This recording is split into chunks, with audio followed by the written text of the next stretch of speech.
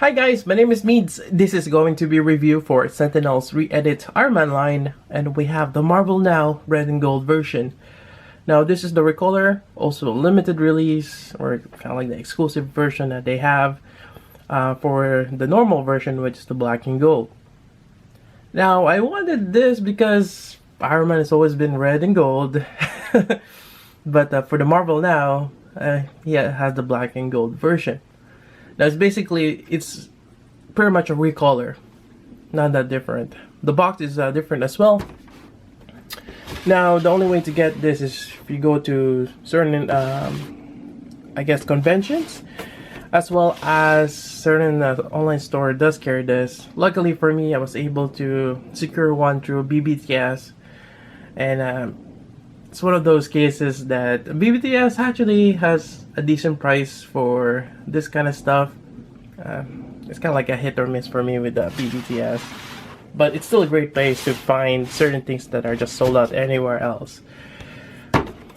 Yeah, so anyways, I got it through there. I'm not sure if it's available anymore, and that's pretty much it for the box. And let's take a look inside. Alright, so a side-by-side comparison. And as you can see, it is just a recolor. The black is now red, and the red reactor thing is now blue. And there you go. You're gonna get the same RE base, as well as the 5 pairs of hands, having 10 hands total. Yeah, but nonetheless, it's a great design. I like it still, having that red color now. Although it's not quite the same as the Iron Patriot, which was the Extremis armor recolor, but you get the Captain American shield. I kind of wish we get a little something extra on this one, but it's pretty much the same, so you're not really missing out if you can only get the normal release. Also, I watched Kumasa's review. He did mention that this exclusive one does have a tendency for paint chipping, which I've actually noticed on some parts, especially the shin area, and I'll go over that as we go look at the figure, which kind of sucks. So in a way, more than likely, I think the normal release is a lot better than the exclusive, but we'll see. Anyways, that's that. Let's take a closer look at the right guy here. Alright, so let's go over the figure here. I know it's pretty much the same as the black version, but if this is the first time you're looking at a Sentinel Iron Man figure, here it is. And the sculpt wise, it looks great. I like the design of it. Really cool. Now diecast wise, you can kind of feel it on the thighs here. Well, no, actually there's not much on the lower leg here. I don't feel it. The thigh definitely. The chest here a little bit. The lower part, and maybe a little bit on the back, because some parts of it's kind of misleading. It's just painted on that really nice metallic finish, but it's actually just plastic, like this whole arm here, even the shoulder. Yeah, I think the weight is just here, the die-cast part, the thigh.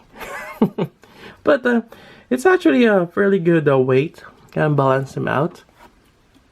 Especially if you have him in an aerial pose. That's probably why they've kind of centered the weight somewhere here in the center area. Yeah. Let's see what else.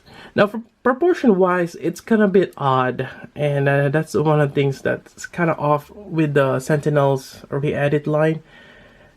Realistically, it doesn't look good, or it doesn't work quite well for a person to fit in there. The neck area, it's too thin, and this is just too slim for someone to be inside. Yeah. Yeah, it's really yeah, the proportion kind of looks odd.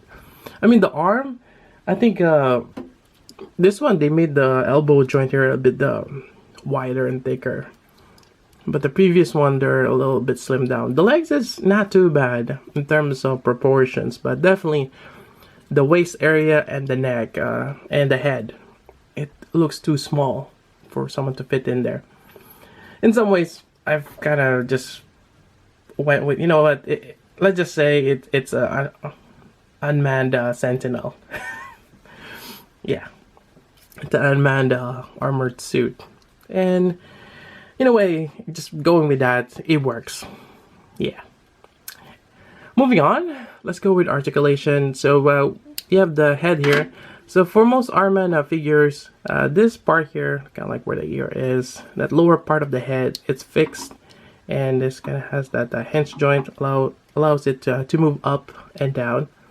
Then you can move the neck side to side, even tilt the head here.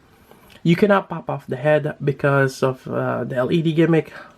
The battery pack is here. You see the screw right there underneath. The switches are here, and you gotta use your nails or something really to just gotta open that switch. I think I got it open. And you got this nice blue aura. There we go. Kind of wish the shoulder armor lights up too. And let's just turn it off to conserve batteries. There we go. It's nice and hidden. The older models, you have it where you have to pop off this hatch, which is it's a great improvement when they move to this. But I'm already seeing it. There is a bit of a already dent. I already see it chipping there where I moved this up, so that kind of sucks. So I don't know, but the red ones tend to chip out more, or this particular version that is. So anyways, moving on, we have the shoulder here. It's on a ball joint on top there. You can move it up. You can probably do a little bit more, but I'm kind of afraid of the chipping part. You can move this forward. You can kind of see that the chest area collapsing, which is quite nice. Same thing on the back side here. You can see that moving. And it's kind of has that weird paint. Let's see. Oh yeah, I got one part there where there's a smudge of gloss red, because this inside part is that matte finish. Yeah. Odd. And you can kind of see it on the armor too. They've have different shades of red. This is more glossy. Then the edges here are that matte finish, which is a nice touch. I like that. You got your bicep swivel here. The elbow here, it's a bit odd design, having that bit more squared out joint, but that's there. It's double jointed. Not too bad for that backside. Really good. Then you got your flap here attached to the forearm, which I liked. Then you got your joint here. I believe it's in a bolt joint. Then you got your torso here. It's a giant bolt joint, as well as the waist. You can have a slight tilt on that. Now for the hips, these can be unpegged from the front. This allows you to move the whole leg up. But interestingly enough, this bottom part here does not move as you move this up. You can kind of see that it just stays there. You do have that outward movement as well, but I believe there is another joint here. Yeah, it's kind of weird how they've designed this. Okay, so there's like a giant ball joint here, but this allows you to move up. Knee articulation is great as well. You can kind of see this knee armor separate. There we go. As well as the inside part, the calf area, it does collapse to give you that. You got your thigh swivel there, and that's great because it's kind of hidden from the front part. What else we got here? Then you got your ankle articulation here, and you got your toe joint. It's kind of interesting how that's separated like that.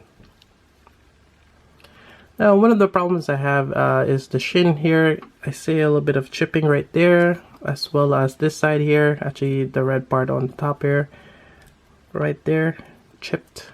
because when it hits here or when it's assembled, I don't think you can really move this around. It's kind of fixed around this area. Yeah, I think the only drawback on this particular version is the chipping. Although it's minor and you can probably pass it as battle damage. Yeah, it does kind of suck knowing that this is really quite fragile for that issue. You know, more than likely you're just gonna have him standing up on that pose. Yeah, unfortunately. Now, there are a couple of hands. I'm not really gonna go over it. It's pretty much the same as any of them. And even those, there's no really light up gimmick with a repulsor blast from the hand here. So I think that's pretty much it for the review. Yep. And yeah. Yeah, it's not gonna be a complete review without showing the hands. But here we go. You get the relaxed hands here. You have this particular hands. It's probably the flight mode or when it's about to shoot someone. Then you also have this one here, just the open hand, and the blast right here. Yep. So those are the 4 other pairs other than the closed fist. Again, that makes about 5 total. I think that's pretty much it for the review. Overall, the figure is great. And it's nice that they made an exclusive version that is with the iconic color of red and gold. You know, they could have just left it as the black and gold. But for, well, they probably want, you know, for the serious collectors out there. You know, it sucks that it is limited to the Asian market, that you have to go through a middleman to get it. But that's kind of how it is through collecting. It is something extra. It's a recolor. It's not like they've totally changed something and it's just for a limited release, and that would suck, to be honest. And it kind of is with the Iron Patriot, because you get that Iron Man shield. It's a little different, although it's a recolor of the Extremis armor. But you know, nonetheless, you know, they gave us this option, and there's always a way to get through that, to get them, just that you gotta pay a little extra. Overall, I like it that they provide that again. It just sucks that it does have paint chipping, which I'm not even sure if there is paint chipping on the black and gold. The thing is, the plastic underneath is black. You don't see it as much with that version, as much you see it on the red and gold. You know, that's the way it is. No, nonetheless, yeah, I still think it's worthy of getting if you can get it for a good price. I would say close to 200. Do not pay 300 or 400 for it. That is just absurd. You're better off saving it for new releases of the Sentinel RE line. Now, I mentioned before that I'm getting burned out with all the Iron Man figures. Yes, especially for the common ones. Was it like the number 3, 4, 5, 6, 7, and then you get the 42, 43, 45, and 46. I'm kind of putting the Hulkbuster aside because I do like the Hulkbuster, you know, regardless of what it, whoever makes it, it still fascinates me because it's a huge robot. But like armor like this, which are somewhere in between, or they haven't really made figures of it. I mean, a few of them have, like the Marvel now. They made I think Marvel Legends has made that figure already. But it's different, and that's what I'm going for. I want variety, and even though there's so many Iron Man or the whole of armors, they've been making the same thing for different iterations already in different scales. That's where I'm getting burned out for. It'll be nice if they make the other designs. Unfortunately, some of the cooler designs are Hot Toys level, and technically I could just stick with Hot Toys, but due to the space, those are big figures, and they're about $300. I mean, technically I'm already spending 2/3 the way there with these figures, but hopefully you can kind of see from my perspective that space is limited. And I do like my Sentinel figures. I think they're just about the right size. I think they're about 7-inch figures. More so than having a foot tall figures. although they are more, they do stand out more on the shelves. Anyways, enough of that rambling. That's pretty much it for the review. Hope you guys like it. If you got questions, let me know. Again, got mine from Big Bad Toy Store. I don't think it's available there anymore, but there are more exclusives out there. You can check out that website. Sometimes you find there's some good finds there sometimes. Anyways, that's it for the review. So until then, this is Meads. Thanks for watching.